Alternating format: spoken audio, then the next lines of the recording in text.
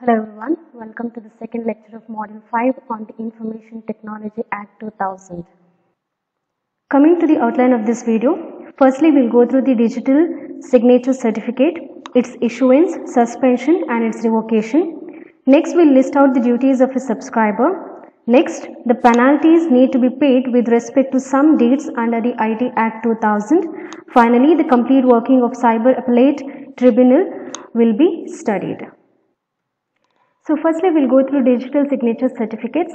So under this we'll be studying 5 topics, that is certifying authority to issue digital signature certificate, next representation upon issuance of digital signature certificate, suspension of digital signature certificate, its revocation, and finally the notice of suspension or revocation.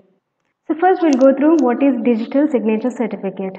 Digital signature certificate is a certificate issued by a certifying authority, that is a CA, necessary for undertaking to be able to digitally sign a document. That is, it's a certificate which is basically used to digitally sign a document, and who will be issuing it? It is a certifying authority. So next we'll see how a digital signature certificate is issued for any person or for any organization. First, any person may make an application to the certifying authority for the issue of digital signature certificate in such form as may be prescribed by the central government. It means that every certifying authority, CA, will be having their format in order where a person can fill the application along with the required document and give it to the certifying authority telling that I want a digital certificate. Second, every such application shall be accompanied by such fees not exceeding 25,000 rupees as may be prescribed by the central government to be paid to the certifying authority. However, while prescribing fees under subsection 2, different fees may be prescribed for different classes of application. It means that they say that for every application a minimum fees will be there but not exceeding 25,000 rupees, and it depends on the applicant who is applying it. Means if it is for an individual, there will be a separate category how much they need to pay. Similarly, if it is for an entire organization, the fees will be different. So it depends on the applicant for what purpose he is applying. So based on that, amount will be fixed by the central government for a certifying authority. Now third point, every such application shall be accompanied by a certification practice statement, or where there is no such statement, a statement containing such particulars as may be specified by the regulation. So it means that every applicant who will apply for a digital signature certificate need to also place a statement telling that for what purpose the digital signature certificate is used, for what kind of documents the applicant want to use a digital signature need to be specified. So fourth point, on reception of the application under subsection 1, the certifying authority may, after consideration of the certification practice statement or the other statement under subsection, and after making such enquiries as it may deem fit, grant the digital signature certificate, or for reasons to be recorded in writing reject the application. So it means that once the CA has received the applicant along with the practice statement, now the CA can basically accept the digital certificate, or he might reject the issuing of digital certificate. So on rejecting, he should give in writing why the application has been rejected. So provided that no digital certificate shall be granted unless the certifying authority is satisfied. So for rejecting, he has to give the reason. For acceptance, he need to follow these 4 conditions. So what are they? The applicant holds the private key corresponding to the public key to be listed in the digital signature certificate. So while applying for a digital certificate, he has to send the public key. So now the certifying authority also need to know that there is a corresponding private key for the public key that is being sent. So the applicant need to prove that. Next, the applicant holds the private key which is capable of creating a digital signature. Third one, the public key to be listed in the certificate can be used to verify a digital signature affixed by the private key held by the applicant. Fourth one, however, no applicant shall be rejected unless the applicant has been given a reasonable opportunity of showing cause against the proposed rejection. So these are the 4 conditions need to be followed in order for the CA to approve giving a digital certificate for any person. Next, representations upon issuance of digital signature certificate. So, a certifying authority, while issuing a digital certificate, need to verify the following. So, what are the first one? It has compiled with the provisions of this act and the rules and regulations made thereunder, that it follows that the organization or the person who is the applicant need to follow the provisions that is provided by this act, and he follows the rules and regulations. Second one, it has published the digital signature certificate or otherwise made it available to such person relying on it, and the subscriber has accepted it. It means that the subscriber need to publish the digital signature certificate or else he need to make it available to the other person who basically relies on it in order to verify the signature. Third one, the subscriber holds the private key corresponding to the public key listed in the digital signature certificate. That is, the subscriber need to have the private key corresponding to the public key that is present in the digital signature certificate. Fourth one, the subscriber's public key and the private key constitute a functioning key pair. Fifth one, the information contained in the digital signature certificate is accurate. Lastly, it has no knowledge of any material fact which, if it had been included in the digital signature certificate, would adversely affect the reliability of the representation made in clause A to D. So next we'll go through how and when a digital signature certificate can be suspended. So first, initially, subject to the provision of subsection 2, the certifying authority which has issued a digital signature certificate may suspend such digital signature certificate, first condition, on receipt of the request to the effect from the subscriber listed in the digital signature certificate or any person duly authorized to act on behalf of that subscriber. So, a certifying authority might suspend any digital signature certificate on first condition is that if the request is directly received from the subscriber that is present or it is listed in the digital signature certificate, or the other person who is duly responsible or to authorized to act on behalf of the subscriber. Any of them, from any of them, if they receive a request in order to suspend the digital certificate to the certifying authority, they will suspend the digital signature certificate.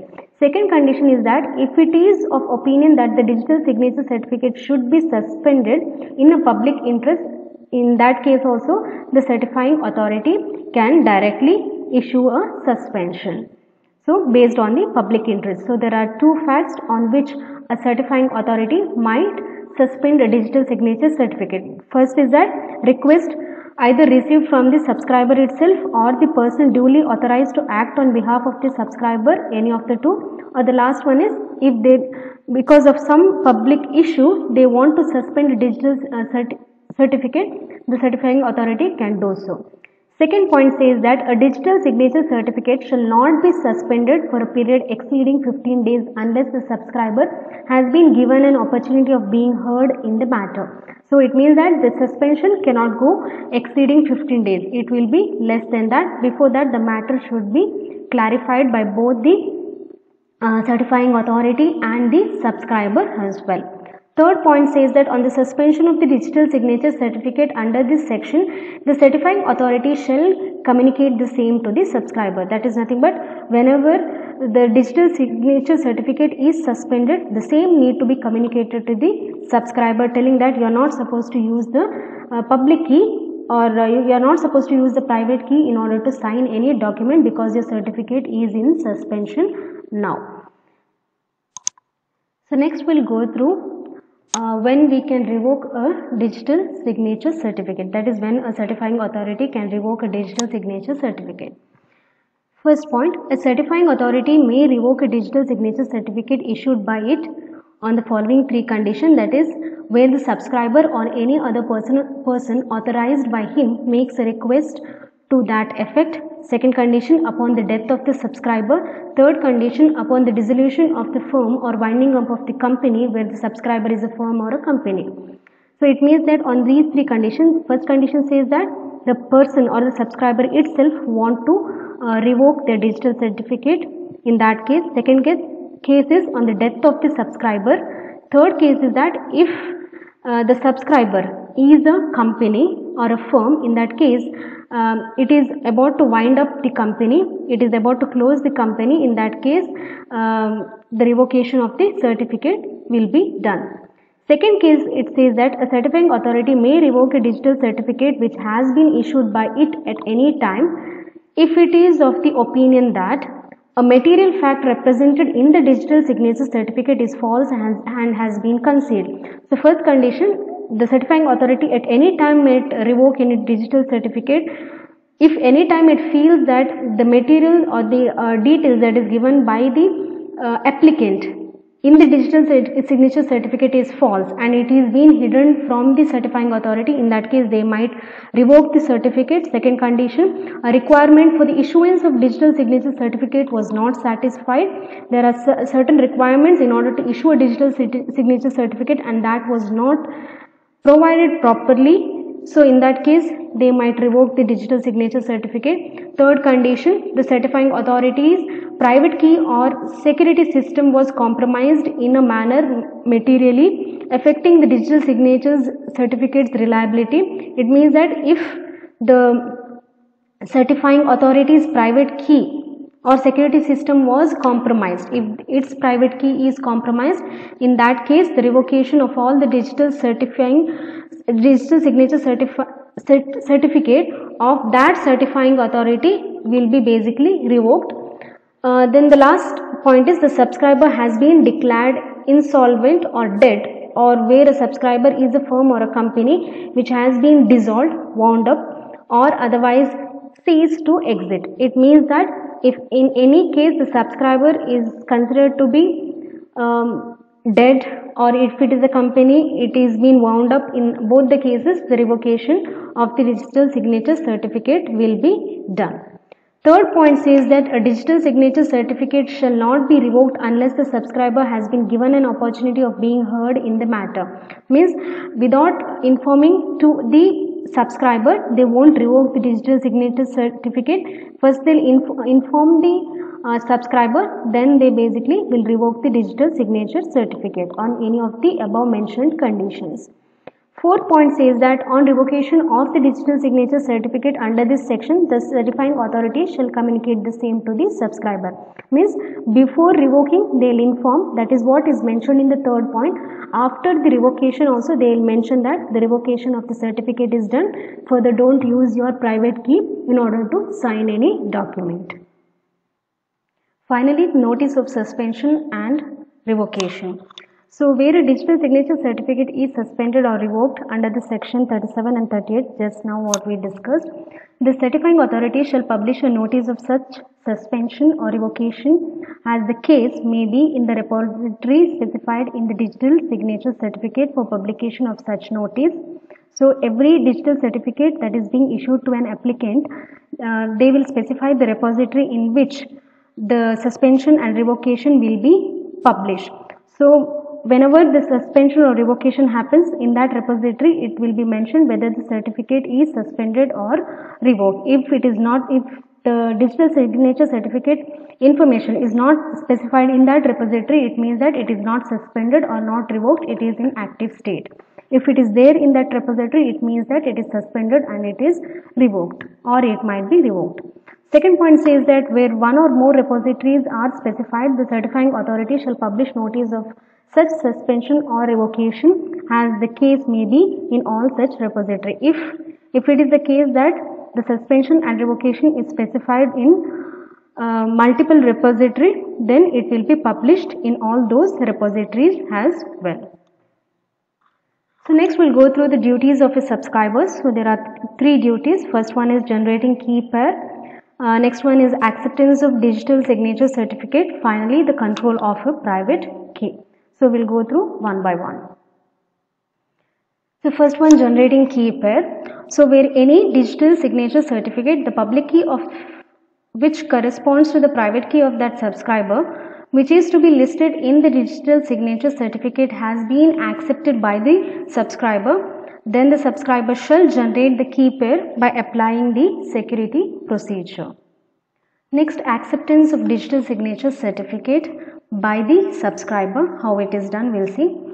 First, it says that a subscriber shall be deemed to have accepted a digital signature certificate if he publishes or authorizes the publication of digital certificate. How it is done? To either to one or more person or in a repository or otherwise demonstrate his approval of digital signature certificate in any manner. So initially, the subscriber shall prove that he has accepted the digital signature certificate if he publishes or authorizes the publication of digital signature certificate to either one or more person. He has to prove that, or else he has to place the digital signature certificate in a repository, or otherwise he can demonstrate himself proving that he has the corresponding public key for the corresponding private key for the public key that is present in the digital certificate. Next, by accepting a digital signature certificate, the subscriber certifies to all who reasonably rely on the information contained in the digital signature certificate that the subscriber holds the private key corresponding to the public key listed in the digital signature certificate and is entitled to hold the same. Second, all representations made by the subscriber to the certifying authority and all materials relevant to the information contained in the digital signature certificates are true, and all information in the digital signature certificate that is within the knowledge of the subscriber is true.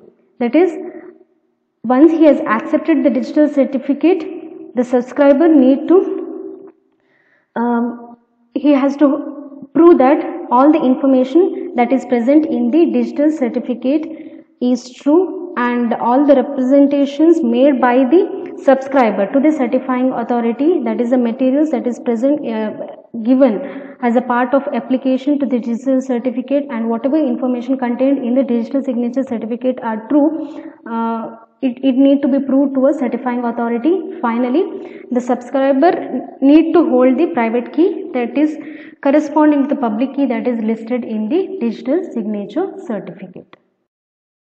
So the last duty of the subscriber is the control of private key. So every subscriber shall exercise reasonable care to retain control of the private key corresponding to the public key listed in his digital signature certificate and take all steps to prevent its disclosure to a person not authorized to affix the digital signature of the subscriber.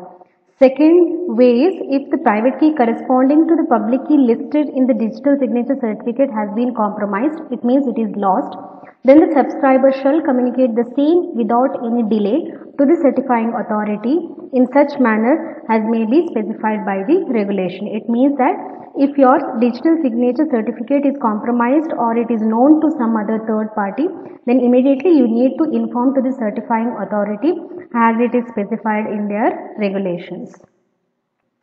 Next, we'll go through penalties and adjudication. So under this we'll be going through 6 topics, that is penalty for damage to computer and computer system, compensation for failure to protect data, penalty for failure to furnish information written, residuary penalty, power to adjudicate, last one, factors to be taken in account by the adjudicating officer. First, we'll go through penalty for damage to computer and computer system. So if any person without permission of the owner or any other person who is in charge of the computer system or computer network accesses or secure access to such computer or computer system or computer networks or downloads, copies or extracts any data, computer database or information from such computer or computer system or computer network, including information or data held or stored in any removable storage medium.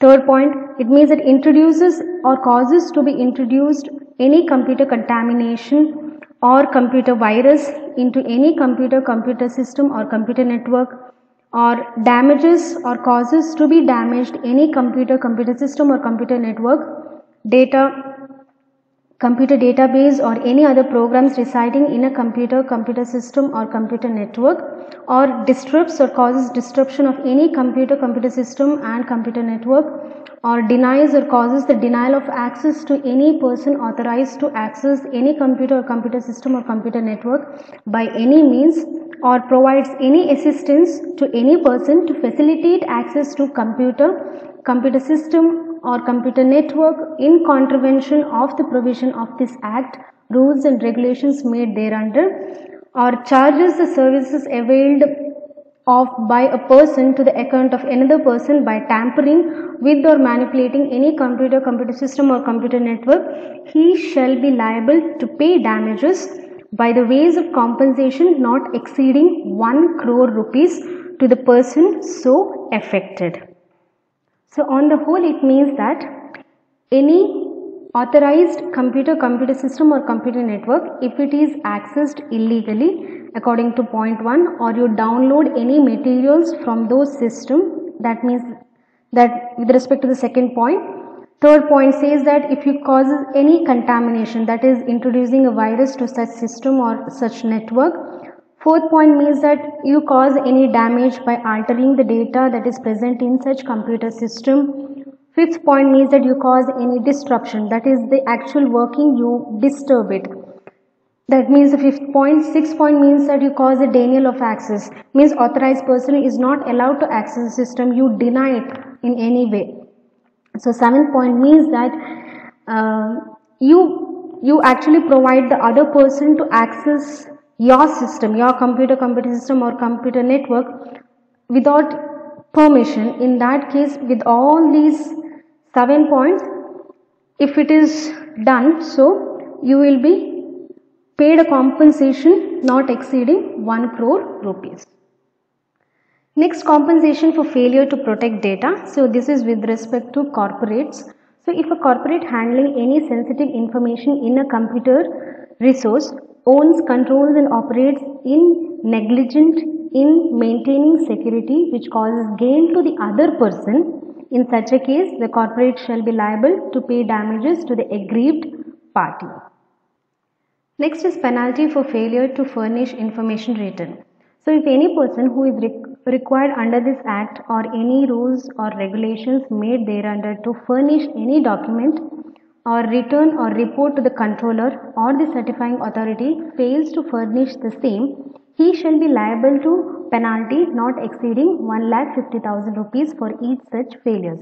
That is, your controller or might be the certifying authority asked for some information and you have not furnished those documents or report back to them, then they might give a penalty up to 1,50,000 rupees. Second point says that file any return or furnish any information, books or other documents within the time specified, therefore in the regulations fail to file return or furnish the same within the time specified, therefore in the regulation, he shall be liable to a penalty not exceeding 5,000 rupees for every day during which such failure continues. So it means that if to furnish these files or information, a particular time will be given, and if the time has exceeded and you are not given those documents to authority, it might be the controller or the certifying authority, in that case every day you need to pay a fine of 5,000 rupees until the files or data is submitted. For each such failure you need to give per day 5,000 rupees. So third point says that maintain books of account or records, fails to maintain the same, he shall be liable to penalty not exceeding 10,000 rupees for every day during which the failure continues. It means that if some authority is failed to maintain the book of accounts and records, in that case he shall be liable to pay a penalty not exceeding 10,000 per day until the failure continues. Next, residuary penalty. So whoever contravenes any rules or regulations made under this act, that is IT Act 2000, for the contravention of which no penalty has been separately provided, shall be liable to pay a compensation not exceeding 25,000 to the person affected by such contraventions. It means that some of the offences or contraventions are already specified under this act. If any new contraventions has come which is not mentioned in this act, even though such contraventions will be taken into consideration and a penalty of 25,000 can be given for the person who has been affected by such contraventions. Go through power to adjudicate. So adjudicate is nothing but making a formal judgment on a disputed matter. So for the purpose of adjudging under this chapter, whether any person has committed a contravention of any of the provisions of this act or of any rule or regulations or direction or order made thereunder, the central government shall, subject to the provision of subsection 3, appoint an officer not below the rank of a director to the Government of India or an equivalent officer of the state government to be an adjudicating officer for holding an enquiry in the manner prescribed by the central government. So second point says that the adjudicating officer shall, after giving the person referred to be in subsection on a reasonable opportunity for making representation in the matter, and if on such enquiry he is satisfied that the person has committed the contravention, and he may impose such penalty or award such compensation as he thinks fit in accordance with the provision of that section. So it means that the first point says that the central government basically appoints one of the either the central officer or might be the state government officer as an adjudicating officer in order to hold an enquiry based on the contravention. The second point says that once an adjudicating officer has been appointed, now he basically need to listen to the person who has caused that contravention, and based on the enquiry then he has to decide what is the penalty need to be paid by such person. So third point says that no person shall be appointed as an adjudicating officer unless he possesses such experience in the field of information technology and legal or judicial experience as may be prescribed by the central government. So central government need to appoint an adjudicating officer such that he need to have in both the experience in terms of information technology has also in terms of judicial experience, both he should have. In that case he can give a better judgment. The fourth point says that where more than one adjudicating officers are appointed, the central government shall specify by order the matters and places with respect to which such officers shall exercise their jurisdiction. So it means that if there are more than one adjudicating officer in one region, then every such contravention that occurs in their region, they will specify who has to take care of it, that is which adjudicating officer need to take care of it, and they also specify which are the area that comes under their jurisdiction. Fifth point says every adjudicating officer shall have the power of civil court which are conferred the Cyber Appellate Tribunal under subsection 2 of the section 58, and all proceedings before it shall be deemed to be the judicial proceedings within the meaning of section 193 and 228 of the Indian Penal Code, and shall be deemed to be a civil code for the purpose of section 345 and 346 of the Code of Criminal Procedure according to 1973. So it means that any adjudicating officer, he feels that this matter need to be taken to the court, then it will be taken to the civil court. Next, factors to be taken in account by the adjudicating officers. So while adjudging the quantum of compensation under this chapter, the adjudicating officer shall have to due regard to the following factors. It means that when an adjudicating officer is judging any matter, he need to take care of these three factors. The first factor is that the amount of gain of unfair advantage wherever quantifiable made as a result of default. So wherever possible, what is the damage that has caused, if it is quantifiable one, you can take an account of it. First he has to do that. Then the amount of loss caused due to any person as a result of default. So whom this loss has caused, that need to be identified. And the last one is the repetitive nature of the default. So whether this contravention has occurred repetitively, so the person has caused an amount of loss, whether it is in a repetitive manner or whether it is first time. So based on these factors, he need to make a judgment on any contravention that is offered to an adjudicating officer. So next we'll go through the Cyber Regulations Appellate Tribunal. So it is one of the body established basically to settle certain types of dispute. Next we'll see what are the rules and regulations and how it is composed. We'll see through next slides. So first we'll go through establishment of Cyber Appellate Tribunal. So the central government shall by notification establish one or more appellate tribunal to be known as the Cyber Regulation Appellate Tribunal. So the central government by notification need to say in which places in a country we can find the Cyber Regulation Appellate Tribunal, where that is the place where the disputes with respect to this act will be handled.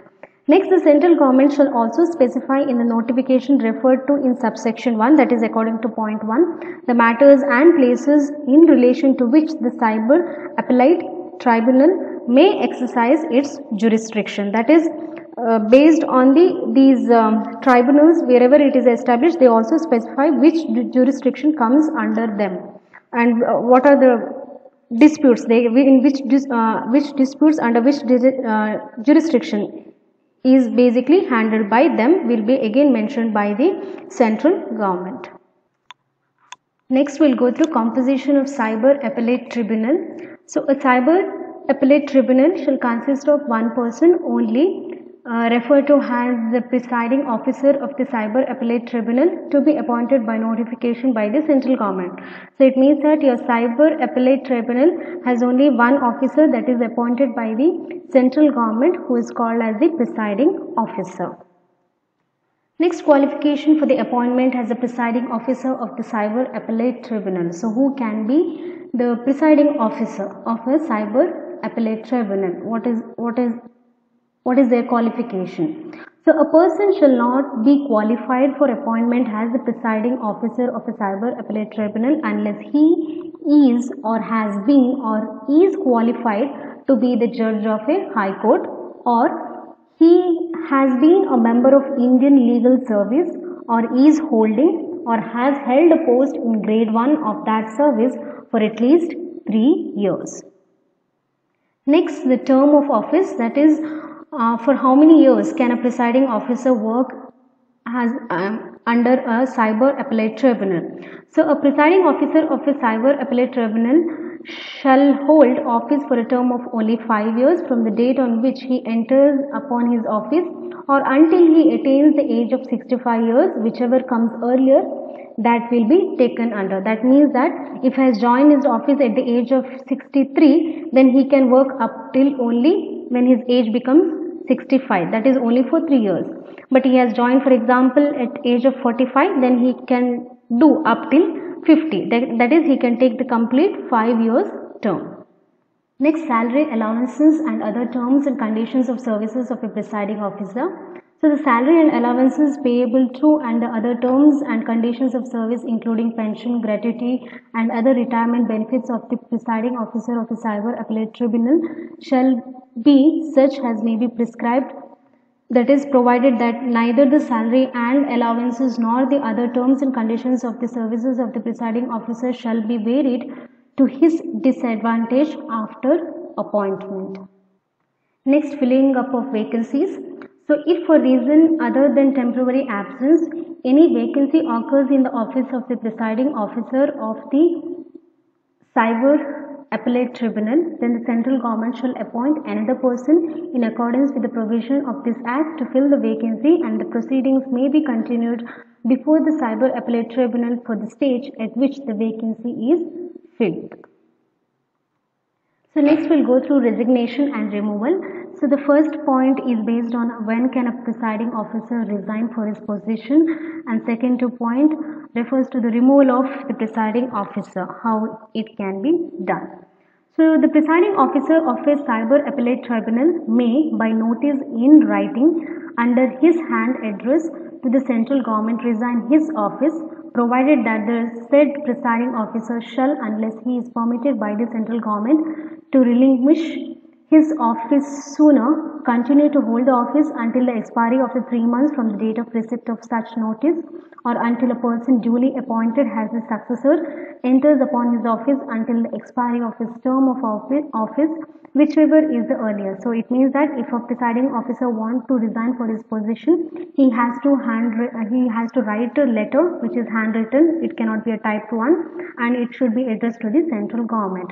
Now, once he has handed his resignation, he will be continued to work up till 3 months from the date of resignation, or until another person has been appointed for the same position. Before that, if any person is there, up till that he need to do his work, or until the expiry of the term of his office, whichever comes earliest, that will be taken into account. Now, second and third point is with respect to the removal of presiding officer. The presiding officer of a cyber appellate tribunal shall not be removed from his office except by an order by the central government on the ground of proved misbehavior or incapacity after any inquiry made by the judge of Supreme Court, in which the presiding officer concerned has been informed of the charges against him and given a reasonable opportunity of being heard in the respect of these charges. So it means that if the central government feels that there is a misbehaved conduct by the presiding officer or incapacity work of a presiding officer, then they might basically remove that presiding officer, and the enquiry of that matter is done in front of the judge of Supreme Court. Now the Supreme Court need to decide what is the charge he need to pay, that is the presiding officer need to pay against that matter, but a reasonable opportunity should be given for the presiding officer with respect to these charges. He need to say with respect to what reason this misbehave has happened. The third point is the central government may, by rules or regulation, the procedure for the investigation of misbehavior or incapacity of the aforesaid presiding officer. So the central government need to provide the procedure how the investigation need to be done for the misbehaved conduct and the incapacity of work that is done by the presiding officer. Next, orders constituting appellate tribunal to be final. So no order of the central government appointing any person as the presiding officer of the cyber appellate tribunal shall be called in question in any manner, and no act or proceeding before a cyber appellate tribunal shall be called in question in any manner on the ground merely of any defect in the constitution of a cyber appellate tribunal. Next, staff of the Cyber Appellate Tribunal. So the central government shall provide the Cyber Appellate Tribunal with such officers and employees as the government may think fit. The officers and the employees of the Cyber Appellate Tribunal shall discharge their functions under general superintendence of the presiding officer, and the salaries and allowances of other conditions of services of the officers and employees or the Cyber Appellate Tribunal shall be such as may be prescribed by the central government. Next, appeal to the Cyber Appellate Tribunal. So who can appeal to Cyber Appellate Tribunal? So provided in subsection 2, any person aggrieved by an order made by the controller or an adjudicating officer under this act may prefer an appeal to a cyber appellate tribunal having jurisdiction in this matter. So any person basically wants to appeal to the cyber appellate tribunal, but that order has to pass through the controller or through an adjudicating officer. So no appeal shall lie to the cyber appellate tribunal from an order made by the adjudicating officer with the consent of the parties. That is, no order can be passed to the cyber appellate tribunal without the consent of the parties who are involved in that appeal. So every appeal under subsection 1 shall be filed within a period of 25 days from the date on which a copy of the order made by the controller or the adjudicating officer is received by the person aggrieved, and it shall be in such form and be accompanied by such fee as may be prescribed, provided that the Cyber Appellate Tribunal may entertain an appeal after the expiry of the said period of 25 days if it is satisfied that there was sufficient cause for not filing it within that period. So it means that once the order has been passed by the controller or the adjudicating officer on receiving the application from the person who is aggrieved person, in that case he should appeal to the Cyber Appellate Tribunal within a period of 25 days. If at all it has crossed the 25 days and if there is a satisfactory reason why he was not able to file, sometimes it will be accepted by the Cyber Appellate Tribunal based on the reason. Next, on receipt of an appeal under subsection 1, the Cyber Appellate Tribunal may, after giving the parties to the appeal an opportunity of being heard, pass such orders thereon as it thinks fit, confirming, modifying or setting aside the order appealed against. So the Cyber Appellate Tribunal shall send a copy of every order made by it to the parties to the appeal and to the concerned controller and the adjudicating officer. So it means that once an appeal comes to the Cyber Appellate Tribunal, the dispute will be handled by them. It will give an opportunity for the parties to thereafter tell what is the reason, and based on that they will the Cyber Appellate Tribunal will give an order against the appeal, and that order will be again given to the parties who are involved in the appeal and also the concerned controller or the adjudicating officer. It will be sent. Now, according to the 6th point, the appeal filed before the Cyber Appellate Tribunal under the subsection 1 shall be dealt or should be dealt within a period of 6 months from the date of receipt of the appeal. Next, procedures and powers of the Cyber Appellate Tribunal. The Cyber Appellate Tribunal shall not be bound by the procedure laid down by the Code of Civil Procedure, but shall be guided by the principle of natural justice and subject to the other provisions of this Act of any rules. The Cyber Appellate Tribunal shall have powers to regulate its own procedure, including the place at which it shall have its sittings.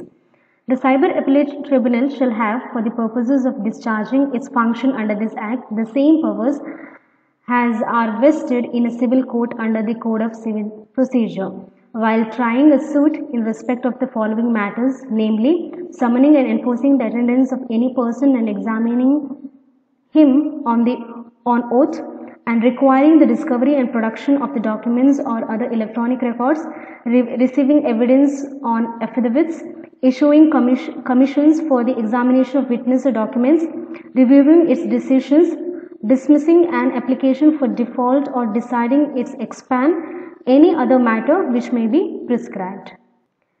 Every proceeding before the Cyber Appellate Tribunal shall be deemed to be a judicial proceeding within the meaning of section 193 and 228, and for the purpose of section 196 of the Indian Penal Code, and the Cyber Appellate Tribunal shall be deemed to be a civil court for the purpose of the section 195 and chapter 116 of the Code of Criminal Procedure 1973. Next, right to legal representation. The appellant may either appear in person or authorize one or more legal practitioners or any of its officers to present his or its case before the Cyber Appellate Tribunal. That is, an applicant might come in person to the court, or he might authorize one or other person or any legal practitioners, that is the lawyers, as an officers to present himself before the Cyber Appellate Tribunal. Next, limitation. The provisions of the Limitation Act 1963 shall, as far as may be, apply to an appeal made to the Cyber Appellate Tribunal as well. Next, civil court not to have jurisdiction.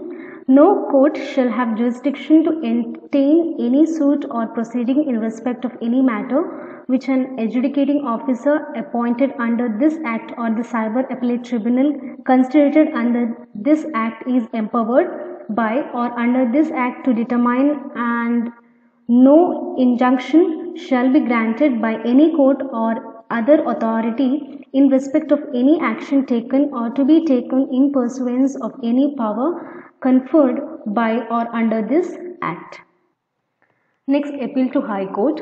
So, any person aggrieved by any decision or order by the Cyber Appellate Tribunal may file an appeal to the High Court within 60 days from the date of communication of the decision or order of the Cyber Appellate Tribunal to him on any question of the fact or law as arising out of such order, provided that the High Court may, if it is satisfied that the appellant was prevented by sufficient cause from filing the appeal within the said period, allow it to be filed within a further period not exceeding 60 days.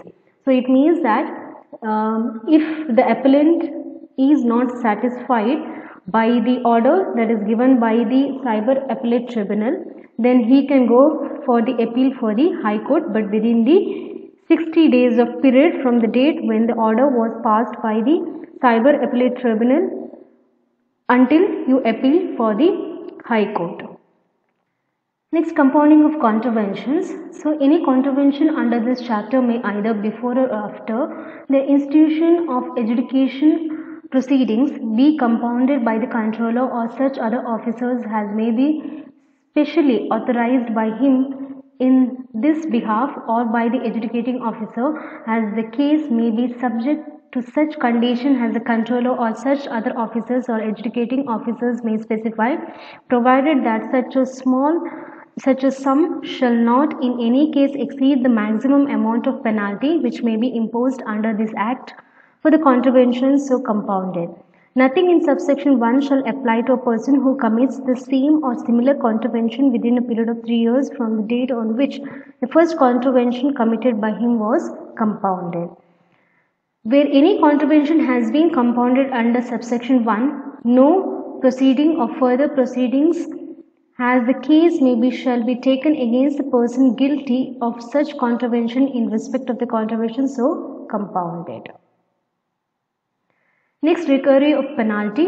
So, a penalty imposed under this Act, if it is not paid, shall be recovered as an arrear of the land revenue and the license or the digital signature certificate as the case may be, shall be suspended till the penalty is paid.